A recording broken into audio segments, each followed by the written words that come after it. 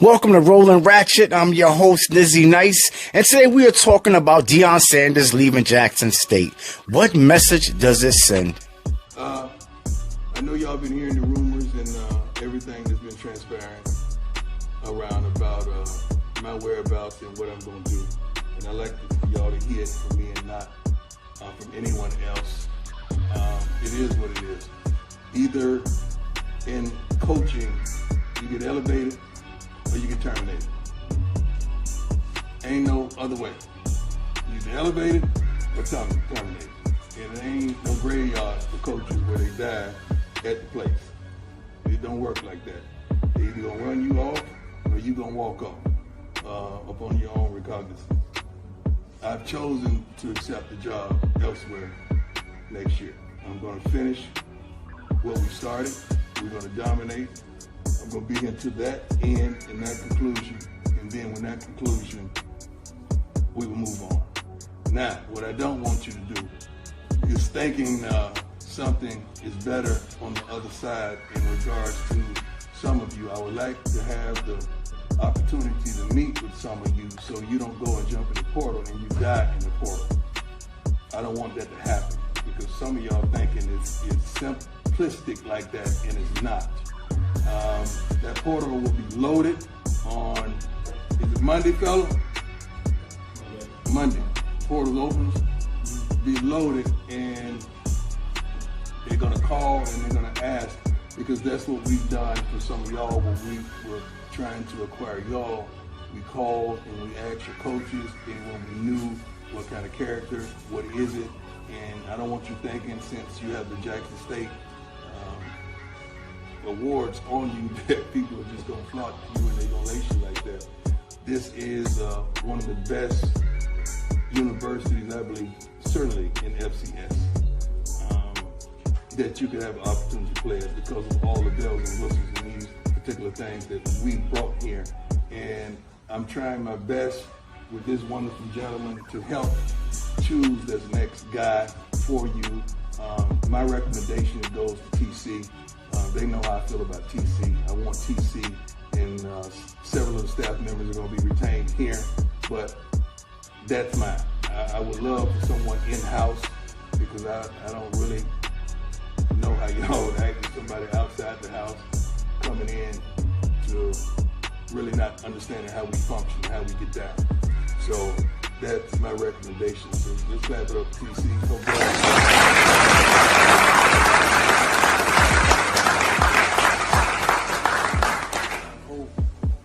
that's how it goes down. But that's not his sole decision. So don't put it on him. He has a hierarchy that he must go through for that to happen, right? AD.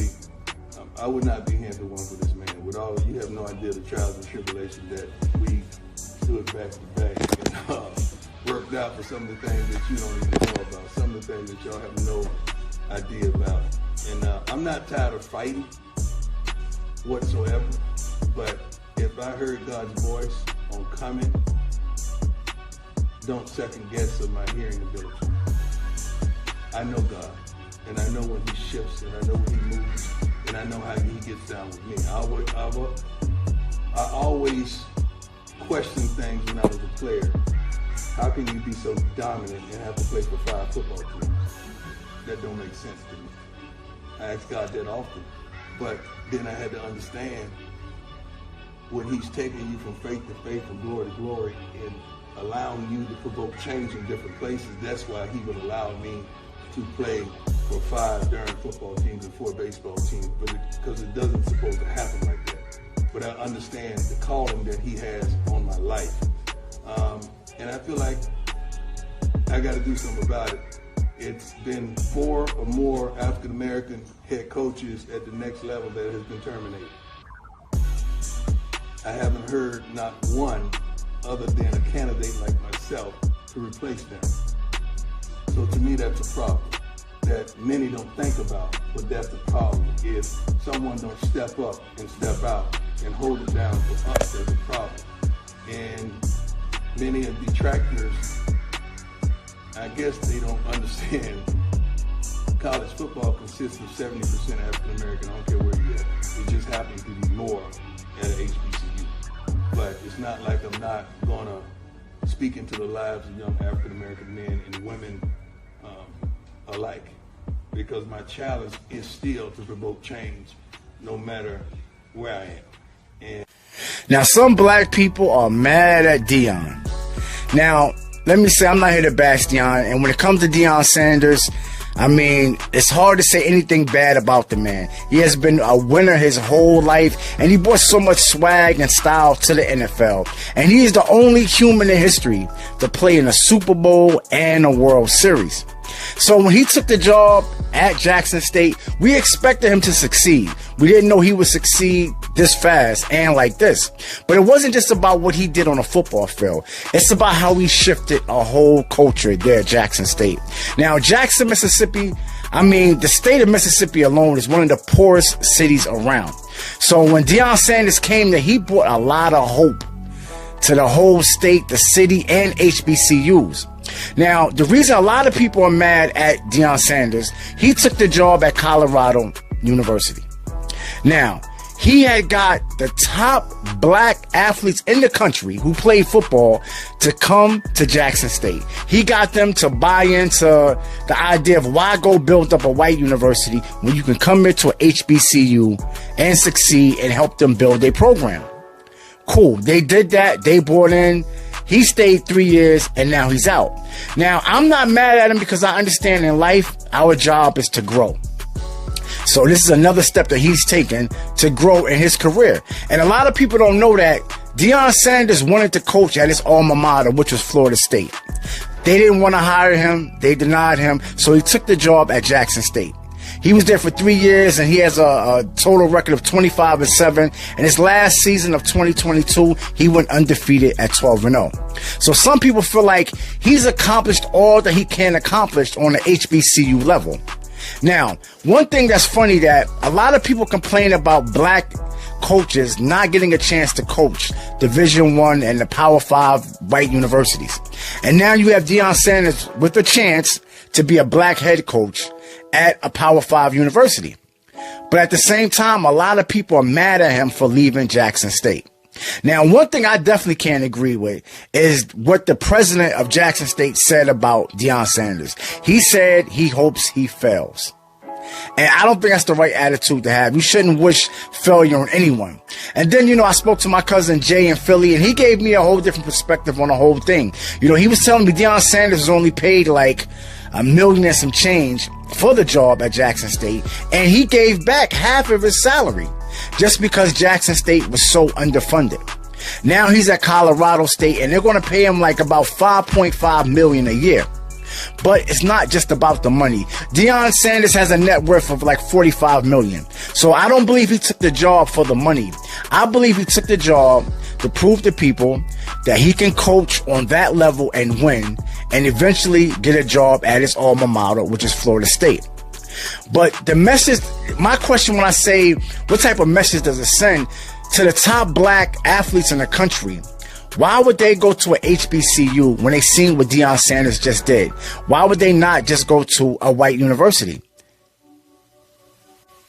Now, into fairness to Deion Sanders, I want to say that he left Jackson State University in a better state than he found it. I don't know how accurate these numbers are, but I was told from my research that he was able to generate $30 million a year from his years coaching there. Also, he was able to get corporate sponsorships with Under Armour and Walmart and a few other companies. Now, I'm pretty sure he was able to do that because of his celebrity. So the next coach coming in, I don't know if he's going to be able to continue to get those same sponsorships, but we hope he does. Now, there's a saying that some black people believe that white ice is colder. And the translation to that is that some black people believe that white always means better. And when Deion Sanders makes a statement like in coaching you're either elevated or terminated, and then he gets a job at Colorado University, which is a white university, some people believe that he's sending a message that he's elevated because he got hired by a white university. Now, if you're a top black football player coming out of high school, what is your incentive to go to a HBCU? You know they're underfunded. You know they don't play on TV as much. You know they don't get the amount of coverage that these white schools do. And when you see Deion Sanders make a move like that, like, how does that incentivize you to go to a black school. Now, my cousin Jay was telling me that there's another agenda behind this, that Deion Sanders' son, who plays quarterback, that he wants him to get an opportunity to play in the NFL. And he believes that by him taking a job at Colorado, he can then bring his son and have his son be a starting quarterback and get scouted by these NFL scouts, which will give him a better chance to go to the NFL. Since I started making this video, I got some new information. And I want to be a responsible journalist, and I want to be responsible with my platform. So whenever I say something that's inaccurate and I have the chance to go back and correct it, I would like to do so. Earlier in this video, I said that Deion Sanders was being paid $1 million a year as his salary at Jackson State. That was inaccurate. It was actually a 4-year deal worth $1.4 million, which broke down to about $300,000 a year. But I also found out that Deion Sanders was donating half of his salary to upgrade the facilities at Jackson State. Another thing that I said that was inaccurate is that I said that the president of Jackson State tweeted out that he hopes Deion Sanders fell. That was inaccurate. It was actually Kevin W. Cosby, who is the president of Simmons College in Kentucky. Now that I got those corrections out the way, black people, let me say this. We can't have it both ways. On one hand, we can't complain that these white universities never hire black head coaches. And then when they do hire a black head coach, we complain and get mad because the coach takes the job. Now, do I expect Deion Sanders to succeed at Colorado University? Absolutely. Think about this. His last year at Jackson State, the man went 12-0. When Jackson, Mississippi didn't even have clean drinking water. So imagine what he's going to do when he gets to Colorado, who has a stadium that's worth $156 million, and they have an annual budget for their football program of $22 million. You combine that with his swag, his connections, his reputation, the man is going to do very well. And I'm hoping he does, and I hope you're wishing him well too. Hey, I want to thank you for watching. Be sure to like, subscribe, comment, and share. Your host, signing off. Nizzy Nice.